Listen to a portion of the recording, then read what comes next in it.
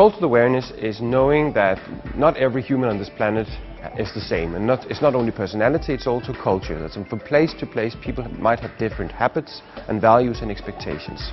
So cultural awareness is knowing that not everything is universal, something do differ from place to place.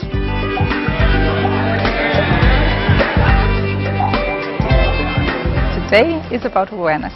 Awareness of the cultural diversity we have in Nordea, and about the benefits that we can get out of it if we deal with it in a good way.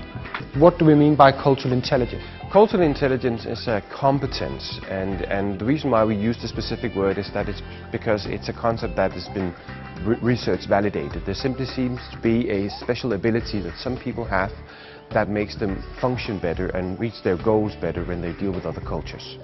The components in cultural intelligence are mainly four. The first is the CQ drive. That's your motivation to work in another culture than your own. If you don't think it's fun and interesting, you won't really get the results. So you need to realize that there are actually benefits from you, and you need to have the courage to get into that situation.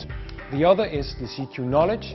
That's the cognitive dimension. It's knowing something concrete about the other cultures. CQ knowledge is the actual knowledge about other people's cultures, and it's also the knowledge about your own culture.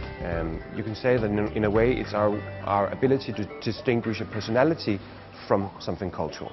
CQ strategy is your ability to plan according to what you know in your knowledge part, and it's also your ability to adjust the knowledge according to what you actually experience. The last bit is your CQ action. It's going out there and doing something you would normally not feel comfortable doing. It's the ability, the courage to go out there and actually not mimic, but do something slightly different than you would normally do, because you have to adjust to that circumstance.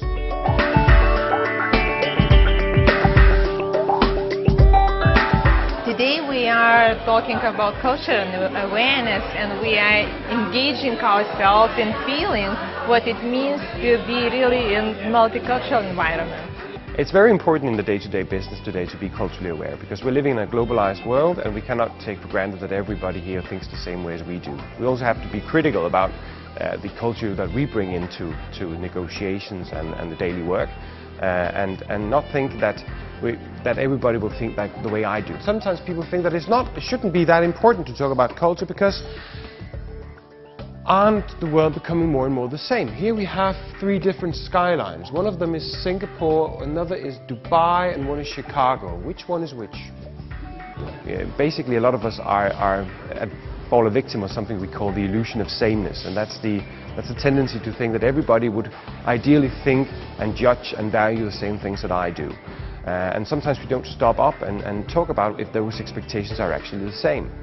I don't mean that we should talk about culture all the time. We should talk about culture when it becomes relevant, when it actually obstructs the daily work, when there's certainly an elephant in the room that we need to address. In Nordea, cultural awareness is extremely relevant because we are operating globally. And we might not think about it daily, but cross-border is the mainstream. Cross-border is the operating model that we are in. Cultural awareness is very much relevant to Nordea today, because I think that this is core of our values. It's a part of living it. Because knowing cultural differences and embracing them is not only about employees, but also about our customers. Because in order to create great customer experiences, you really have to know these differences and embrace them. The road to cultural intelligence is, first of all, to recognize if there is culture at stake here, or if it isn't. The next part is to respect what is happening, that the others have a different way of doing it than you do, and don't judge it.